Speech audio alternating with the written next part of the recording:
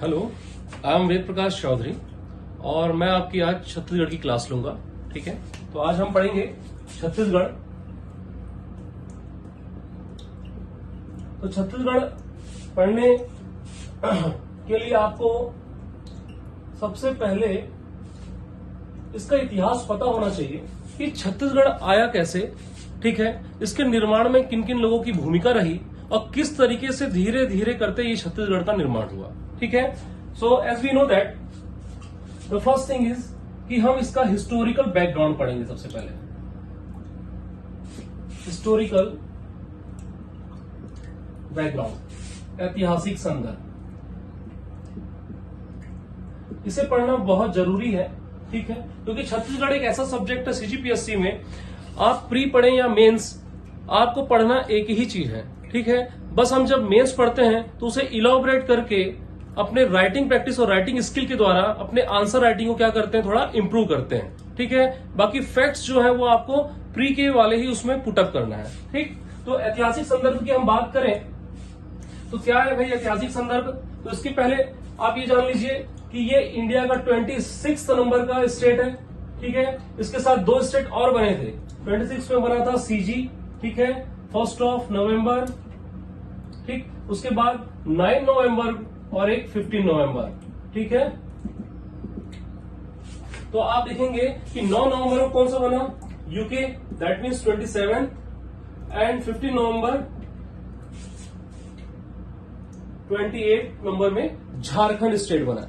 ठीक है, चलिए अब आते हैं इसके प्राचीन नाम में। तो इसका एंशिएंट नेम क्या है, ये जो आपको बता रहा हूं ये चीजें कई बार फ्रिक्वेंटली एग्जाम में पूछी जा चुकी है। ठीक, तो एंशिएंट नेम की बात करें, प्राचीनतम नाम, तो छत्तीसगढ़ का प्राचीनतम नाम ये आपका दक्षिण कौशल आता है। ठीक है, दक्षिण कौशल बिल्कुल एग्जाम में इसी तरीके से पूछेगा कि छत्तीसगढ़ का प्राचीनतम नाम क्या है।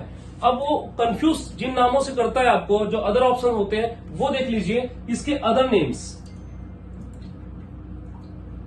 इसके अदर नेम्स जो है, अन्य नाम, वो है आपका कौशल, प्राक कौशल। ठीक है, कौशल और प्राक कौशल। और यहीं पे एक और क्वेश्चन बनता है बस्तर। तो बस्तर का जो प्राचीन नाम है वो है आपका चक्रकोट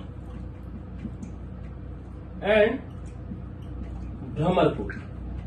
ठीक, तो ये तो बात हो गई कि छत्तीसगढ़ को हम लोग स्टार्टिंग में जानने के लिए देख लिए कि कब बना है छत्तीसगढ़, उसके साथ कौन से स्टेट बने हुए हैं। ठीक है, और इसका प्राचीनतम नाम क्या है। अब हम बात करते हैं, अब हम बात करेंगे कि इसका हिस्टोरिकल बैकग्राउंड क्या रहा है। ठीक, तो हिस्टोरिकल बैकग्राउंड में सबसे पहले चीज ये पढ़ना है जो जनरली एग्जाम में पूछता है कि छत्तीसगढ़ वर्ड का यूज सबसे पहले कहां किया गया। छत्तीसगढ़ शब्द का उल्लेख कहां हुआ है, कहां कहां पर छत्तीसगढ़ का शब्द का अपन डिक्टेशन किए हैं और किसने किया है। ये क्वेश्चन प्री के जनरली आस्किंग होते हैं। ठीक है, तो सबसे पहला चीज देखते हैं कि क्वेश्चन ऐसे आता है कि छत्तीसगढ़ शब्द का सर्वप्रथम प्रयोग फर्स्टली साहित्य में खैरागढ़ के राजा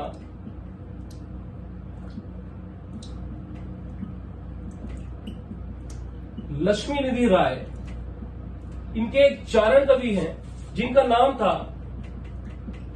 दलराम राव या दलपत राव। ठीक है, ये दोनों आपको मिलेंगे।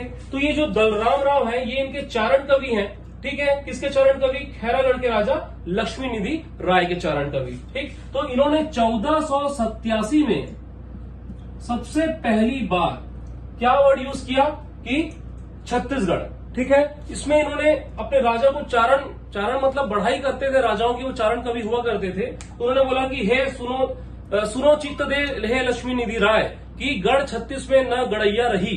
तो वो गढ़ 36 में न गड़ैया रही, तो उसी को बोला गया है कि छत्तीसगढ़ शब्द का सबसे पहले प्रयोग दलराम राव ने किया। और अब एग्जामिनर यहां से क्वेश्चन कैसे पुट करेगा कि सबसे पहले साहित्य में प्रयोग किसने किया, दैट मीन्स लिटरेचर में, तो आंसर होगा उसका दलराम राव। ठीक, दूसरी बात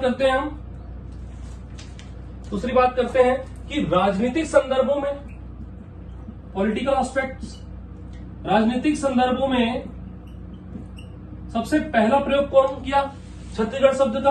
तो ये आता है गोपाल मिश्र। ये जाने माने कवि रहे छत्तीसगढ़ क्षेत्र के, ठीक है। ये रतनपुर के राजा राज सिंह के दरबार में थे। किसके दरबार में थे? रत्नपुर के राजा या रतनपुर के राजा राज सिंह के दरबार में थे। और गोपाल मिश्र की रचना है, बुक है खूब तमाशा। खूब तमाशा। एक्चुअल में जब इनका कार्यकाल देखेंगे तो पता चलेगा आपको कि इस समय भारत में मुगलों का केंद्र में शासन है और अफरा तफरी चारों ओर मची हुई है, ठीक है। और मुगलों ने अपना शासन व्यवस्था स्थापित करने के लिए सभी राजाओं पे क्या किया? आक्रमण किया। तो उसी व्यवस्था को बताने के लिए गोपाल मिश्र ने एक रचना रची कि उस समय राजधानी रतनपुर हुआ करती थी छत्तीसगढ़ की। उसमें बताया कि उस राजधानी में खूब तमाशा हो रहा है, तो उस बुक का नाम ही इन्होंने खूब तमाशा रखा। और इसी में इन्होंने सबसे पहले छत्तीसगढ़ शब्द का प्रयोग किया राजनीतिक संदर्भों में। तो ये आपको बिल्कुल ध्यान रखना है कि सबसे पहले लिटरेचर में कौन यूज कर रहा है? तो दलराम राव 1487, ठीक है। इसकी डेट अभी कॉन्फ्लिक्ट में है, कोई निश्चित बुक, गवर्नमेंट भी इस बुक को यानी गवर्नमेंट बुक भी इसका कोई डेट बताने में अभी चुकती है क्योंकि कॉन्फ्लिक्ट डेट है, कोई मिलता नहीं परफेक्ट। तो राजनीतिक संदर्भों में भी यह पूछेगा तो खूब तमाशा किसने लिखी? गोपाल मिश्र ने, ठीक। इसके बाद मैं बात करूं तो मुगल काल। इसके बाद कौन सा आता है? मुगल काल। तो मुगल काल में बहुत ही प्रसिद्ध व्यक्ति है अबुल फजल, ठीक है। अबुल फजल, उन्होंने अपनी बुक्स में इस क्षेत्र के लिए, इस छत्तीसगढ़ क्षेत्र के लिए वर्ड यूज किया है रतनपुर। क्या वर्ड यूज किया है? रतनपुर, ठीक। अब आते हैं मुगल काल के बाद मराठा। तो मराठा काल में, मराठा की 1707 की सनद में मिलता है कि काशीनाथ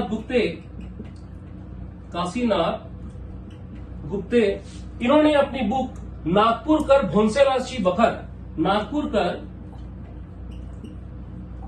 भोंसलेची बखर में इसका प्रयोग किया है। मराठा काल में छत्तीसगढ़ शब्द का प्रयोग अगर किसने किया है पूछेगा तो आंसर होगा काशीनाथ गुप्ते। अगर उनकी रचना का नाम पूछा गया तो क्या होगा? नागपुर कर भोंसलेची बखर, ठीक है। आगे देखते हैं। आगे आपको देखने को मिलेगा कि अब बाबू रेवाराम 1896 में बाबू रेवाराम ने अपनी पुस्तक विक्रम विलास में, बाबू रेवाराम, ये क्वेश्चन 2018 पीएससी के प्री का क्वेश्चन है भाई, कि बाबू रेवाराम किस राज्य से संबंधित थे, ठीक। तो मैं आपको बताते हुए चलूंगा, ये 5वां पॉइंट है कि बाबू रेवाराम ने अपनी पुस्तक विक्रम विलास में इस क्षेत्र के लिए छत्तीसगढ़ शब्द का प्रयोग किया है, ठीक है। छत्तीसगढ़ शब्द का प्रयोग किया है। और इनकी अन्य रचना है जो कभी भी एग्जाम में पूछ देती है कि तवारीख ए बंसी, तवारीख ए बंसी, ये किसकी रचना है? ये क्वेश्चन जनरली आता है एग्जाम में, कई बार व्यापम में पूछा गया है और पीएससी में भी इसे कई बार पूछा जा चुका है। तो तवारीख है वंशी बाबू रेवाराम द्वारा लिखी गई है, परंतु बाबू रेवाराम ने विक्रम विलास नामक पुस्तक में पहली बार छत्तीसगढ़ शब्द का प्रयोग किया था, ठीक है। उसके बाद हम देखते हैं कि कनिंगम, आपको पता है ये अंग्रेज अधिकारी थे, पुरातत्ववेत्ता भी रहे हैं ये। तो कनिंगम ने इस क्षेत्र के लिए महाकौशल शब्द का प्रयोग किया है। ओके, नाउ 7 पॉइंट आपको पता चलेगा कि बिलासपुर गजेटियर 1910 में इस क्षेत्र के लिए छत्तीसगढ़ शब्द का प्रयोग किया है। और उसमें एक बात और नोट की गई है कि 1795 mister blunt, he is a government officer of British era, ठीक है। ये गवर्नमेंट अधिकारी थे ब्रिटिश काल के। इन्होंने छत्तीसगढ़ से वर्तमान आंध्र प्रदेश के राजमुंद्री तक यात्रा की थी, ठीक है। तो इससे पता चलता है कि उस समय इस क्षेत्र को छत्तीसगढ़ के नाम से जाना जाता था।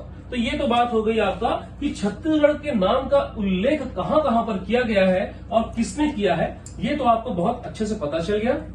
चलिए और बता दूं, यहां पर मैंने आपको अभी जितने पॉइंट बताए हैं इसमें 4 से 5 क्वेश्चन आ चुके हैं पहले प्रीवियस एग्जाम्स में, ठीक है। अब देखो, अब हम पढ़ते हैं द नॉमेनक्लेचर ऑफ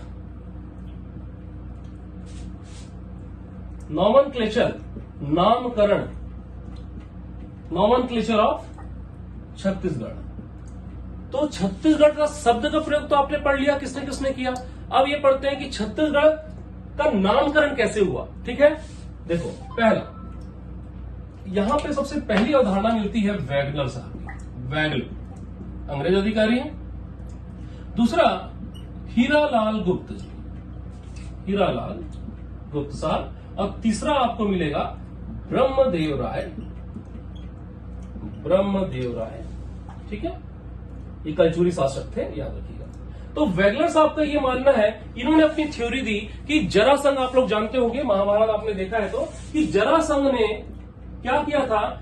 जरासंध ने अपने क्षेत्र से 36 चर्मकार परिवारों को उस क्षेत्र से निकाल दिया था।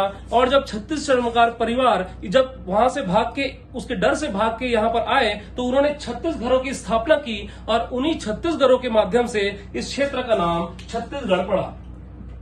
ठीक है, सुनने में तो ठीक लगता है, पर ये यूनिवर्सल रिकॉग्निशन नहीं देगा छत्तीसगढ़ को। ठीक है, सर्वमान्यता नहीं प्रदान करेगा। ठीक, लेकिन हीरालाल गुप्त, याद रखना, यहां पे आप कंफ्यूज नहीं होंगे कि छत्तीसगढ़ का पाणिनि हीरालाल काव्योपाध्याय को कहा गया है। ठीक है, यहां पर हीरालाल, कई पुस्तक में ओनली हीरालाल दे दिया है, तो कई स्टूडेंट ऐसा समझते हैं कि ये वही काव्योपाध्याय जी हैं। बिल्कुल नहीं है, ये हीरालाल गुप्त इतिहासकार अलग है, और हीरालाल काव्योपाध्याय जिन्होंने छत्तीसगढ़ का व्याकरण लिखा है, जो कई बार क्वेश्चन पूछा जा चुका है, ठीक है, 1891 में, उनका नाम अलग है। तो हीरालाल गुप्त साहब कहते हैं कि वी हैव 16 महाजनपदास। ठीक है, और उस 16 महाजनपदों में एक महाजनपद था चेदी महाजनपद, चेदी डायनेस्टी। ठीक है, डायनेस्टी नहीं, वो चेदी महाजनपद है। ठीक, तो इस चेदी महाजनपद के नाम पर ही इसे चेदीसगढ़ कहा गया, चेदीसगढ़ कहा गया। और यही चेदीसगढ़ बाद में डिफरेंट नाम से या विभ्रंश नाम से छत्तीसगढ़ बना। तो ये एक और मान्यता है, कहीं ना कहीं ये उचित प्रतीत होती है, परंतु इसे भी यूनिवर्सल रिकॉग्निशन या सर्व मान्यता नहीं दी जा सकती। अब आते हैं ब्रह्मदेव राय। तो खल्लारी नामक एक जगह है महासमुंद जिले में, वहां पे हमें एक स्क्रिप्ट प्राप्त हुई है, ब्रह्मदेव राय की स्क्रिप्ट है। ठीक है, जिसे हम ब्रह्मदेव राय का अभिलेख भी कहते हैं। इस अभिलेख से हमको यह जानकारी प्राप्त होती है कि जो छत्तीसगढ़ स्टेट, जैसे मैंने यहां मैप बनाया, देखिए ये जो मैप है, यहां पर देखो, यहां पर शिवनाथ नदी बहती है महाराष्ट्र के मरकज कसा गांव से निकलकर राजनांदगांव से वो एंट्री करती है, और एंट्री करते हुए छत्तीसगढ़ को बीचों बीच से काटते हुए इस तरीके से महानदी में मिल जाती है बलौदाबाजार जिले में। ठीक, अब उस ब्रह्मदेव के खल्लारी अभिलेख में साफ स्पष्ट है कि जो शिवनाथ नदी है वो छत्तीसगढ़ को बीचों बीच से काटती है, और जिसके नॉर्थ में 18 गढ़ और साउथ में 18 गढ़ है। अर्थात शिवनाथ नदी के उत्तर में 18 गढ़ और शिवनाथ नदी के दक्षिण में 18 गढ़ हैं, और इन्हीं 18 and 18 that is equal to 36 गढ़। ठीक, तो इसी के नाम पर इसका नाम छत्तीसगढ़ पड़ा। और आपको बता दूं कि ब्रह्मदेव राय जो है वो कलचुरी शासक थे। ठीक है, जो कि पूरे इंडिया में सेकंड नंबर है भैया, सबसे लंबा शासन करने वालों में से। ठीक, तो कलचुरियों की जो एडमिनिस्ट्रेटिव यूनिट थी, जो राजनीतिक या प्रशासनिक इकाई जिसे बोलते हैं हम, प्रशासनिक इकाई है एडमिनिस्ट्रेटिव यूनिट, ये गढ़ हुआ करती थी। अतः यह मान्यता बिल्कुल सर्वमान्य प्रतीत होती है कि इसी के आधार पर छत्तीसगढ़ का नॉमेनक्लेचर या नामकरण किया गया। ठीक है, अब वो कौन से गढ़ थे, तो रायपुर 2 पार्ट में है। तो एक का नाम आता है आपका रतनपुर गढ़, रतनपुर की शाखा, और दूसरा आता है रायपुर की शाखा। तो रतनपुर के अंतर्गत 18 गढ़ और रायपुर के अंतर्गत 18 गढ़। ठीक है, सही नाम है, आप लोग याद कर सकते हैं। वैसे जनरली एग्जाम में इतना पूछा नहीं जाएगा उन गढ़ों का नाम, पर हाँ कभी कभी हो सकता है कि बताइए इनमें से कौन सा ऐसा है जो कि रतनपुर शाखा से संबंधित नहीं है। तो इसे आप बुक में पढ़ लेंगे, मैं आपको डिक्टेट करवा दूंगा या फिर नोट्स में। ठीक है, चलिए आइए अब देखते हैं छत्तीसगढ़ की राजनीतिक पृष्ठभूमि की बात करूंगा। ठीक है, पॉलिटिकल हिस्ट्री की बात करूंगा,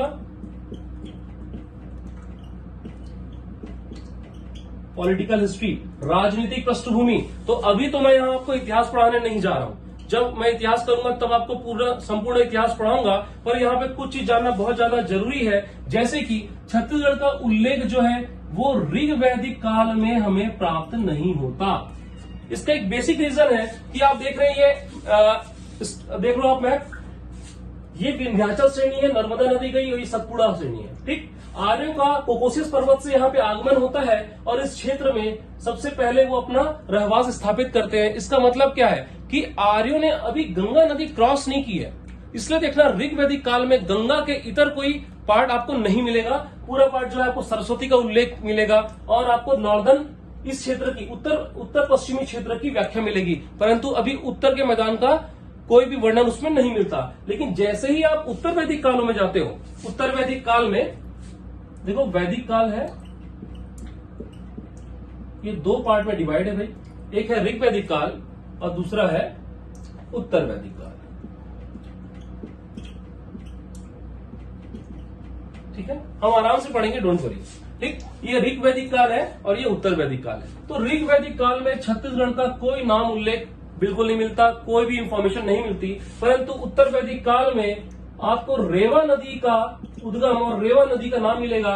और आपको पता होना चाहिए कि रेवा नदी और कोई नहीं, वर्तमान की नर्मदा नदी का प्राचीन नाम है। और आपको पता होना चाहिए अमरकंटक से निकलती है नर्मदा नदी, और आपको पता ये भी होना चाहिए कि मध्य प्रदेश और छत्तीसगढ़ के बीचों बीच है अमरकंटक। ठीक है, आप जाएंगे तो अमरकंटक की श्रेणी, अमरकंटक का आपको वो मिलेगा, अचानक मार्ग श्रेणी है यहाँ पे छत्तीसगढ़ में, अचानक मार्ग आपका बायोस्फीयर रिजर्व भी है। ठीक, तो यहां से छत्तीसगढ़ का उल्लेख मिलना प्रारंभ होता है उत्तर वैदिक काल में। ठीक, अब आपको पता होना चाहिए कि उत्तर वैदिक काल के बाद क्या आया, जब वैदिक काल समाप्त हो गया तो क्या आया, आपका महाजनपद काल आया। ठीक है, उसके बाद मौर्य काल आया। तो इसकी पॉलिटिकल भूमि आप जब देखोगे तो यहाँ पे शासन व्यवस्था कैसे स्थापित हो रही है ऋग वैदिक काल से, उसके बाद आएगा आपका महाजनपद काल, महाजनपद काल। अब इसी के अंतर्गत हम क्या पढ़ लेते हैं, बौद्ध काल और जैन काल। ठीक है, जब हम पढ़ेंगे इसमें क्या पढ़ेंगे, बौद्ध काल, जैन काल। क्यों पढ़ेंगे भाई, इसलिए पढ़ेंगे क्योंकि इसके साक्ष्य यहाँ पर मिले हैं जो कि जनरली एग्जाम में पूछा गया है। ठीक, अब महाजनपद काल के बाद क्या आ जाएगा, मौर्य काल आ जाएगा। ठीक है, मौर्य काल के बाद सातवाहन काल आ जाएगा, देन गुप्त आ जाएंगे और गुप्तों के साथ वाकाटक। ठीक है, इनके वैवाहिक संबंध है गुप्तों के वाकाटकों के। ठीक, इसके बाद जब आप देखोगे तो दिल्ली सल्तनत आ जाएगी, दिल्ली सल्तनत, दिल्ली सल्तनत, देन मुगल, और मुगलों के समानांतर कौन शासन कर रहा था यहाँ पे, कलचुरी, और कलचुरी के बाद मराठा। तो बहुत ही बेसिक क्वेश्चन पूछ सकता है कभी एग्जामिनर कि छत्तीसगढ़ सेपरेट एडमिनिस्ट्रेटिव यूनिट के रूप में कब उभरा, तो आंसर होगा मराठा, कि एक पृथक राजनीतिक इकाई के रूप में, एक पॉलिटिकल यूनिट के रूप में छत्तीसगढ़ मराठा काल में उभर कर आया। ठीक है, तो ये तो बात हो गई इसकी। एक चीज इंपॉर्टेंट जानने की योग्य यह है कि एक पुस्तक मिलती है कोसला खंड नाम की, जिसके राइटर का तो पता नहीं है, परंतु उसमें जो लिखा है वो बिल्कुल मान्यतापूर्ण है। जैसा कि उसमें लिखा हुआ है कि कोसला खंड, सबसे पहले आप देखो कोसल, क्या है छत्तीसगढ़ का प्राचीन नाम, दक्षिण कोशल। तो इसकी दो मान्यता पहले समझ लो, कोसल क्यों कहा गया, तो इसकी दो मान्यता है। पहला, इस क्षेत्र में कोसा अधिक होने के कारण इस क्षेत्र को कोसल बोला गया। और दूसरी जो मान्यता है वो ये है कि कोसला खंड नामक पुस्तक है, ठीक है, जो कि अप्रकाशित है, इसका प्रकाशन नहीं किया गया, पब्लिश इसको नहीं किया गया है। इस कोसला खंड में ऐसा मिलता है कि इस छत्तीसगढ़ के दंडकारण्य के क्षेत्र और छत्तीसगढ़ और कलिंग क्षेत्र पे एक प्रतापी राजा था जिसका नाम था कोसल। क्या था, कोसल। और इसका पुत्र हुआ भानुमन। कौन हुआ, भानुमन। ठीक है, इस भानुमन की पुत्री थी कौसल्या। कोसल क्षेत्र की होने के कारण इनका नाम क्या पड़ा, कौसल्या। और आपको पता होना चाहिए, अभी तो सीरीज भी चल रही थी रामायण की, तो आपने देखा ही होगा कि इनका जो विवाह है वो राजा दशरथ के साथ होता है, जिनका पुत्र हुआ राम। चूंकि भानुमन का कोई पुत्र नहीं था, इसलिए यह क्षेत्र पूर्ण रूप से दशरथ के पास चले गया। It's not a dowry system, ठीक है, ये दशरथ के पास चले गया। ठीक है, तो यह पूर्ण क्षेत्र क्या हो गया, कौशल, जो दक्षिण कौशल था दशरथ के पास उत्तर कौशल जो क्षेत्र था उसमें शामिल हो गया और पूर्ण रूप से ये दक्षिण कौशल और उत्तर कौशल मिलकर क्या बना लिए, कौशल क्षेत्र। ठीक है, ये छोटी सी व्याख्या थी, इसको बताना जरूरी था। ठीक है, अब आते हैं, तो मैंने आपको बताया कि जब इतिहास पढ़ाऊंगा तो मैं आपको पूरा डिक्टेट करूंगा कि मौर्य काल में क्या साक्ष्य मिलते हैं, सातवाहन के क्या साक्ष्य मिलते हैं, अभिलक की मुद्रा कहाँ मिलती है, वर्धत श्री नाम का उल्लेख कहाँ मिलता है, उसके साथ ही गुप्त और वाकाटक के जो कालिदास भी आया प्रवर सेन के काल पे वो